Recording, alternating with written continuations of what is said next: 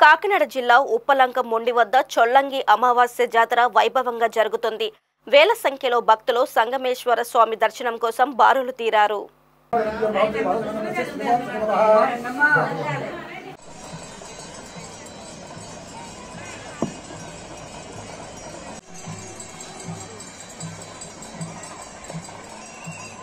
దేవాదాయ శాఖ, Panchayati Raj, revenue, municipal, health, RWS తదితర శాఖల ఆధ్వర్యంలో లాండ్ ఆర్డర్, ట్రాఫిక్ పోలీసులు అక్కడి కార్యక్రమాలను, భక్తుల సౌకర్యాలను పర్యవేక్షిస్తున్నారు. భక్తుల కోసం క్యూ లైన్లు ఏర్పాటు చేసి పంపుతున్నారు. ప్రత్యేక దర్శనానికి 3 గంటలు పైగాను, ఉచిత దర్శనానికి 6 గంటల సమయం పడుతుంది. 1,00,000 మంది భక్తులు దర్శనం చేసుకుంటారు అని నిర్వాహకులు అంచనా వేశారు. ఈ సందర్భంగా దేవస్థానం చైర్మన్ మల్లాడి కార్తిక్ నాయక్ మాట్లాడుతూ 100 ఏళ్ల చరిత్ర ఉన్న ఈ దేవస్థానంలో ఈ ఏడాది సాంస్కృతిక కార్యక్రమాలు కూడా నిర్వహిస్తున్నామని వెల్లడించారు.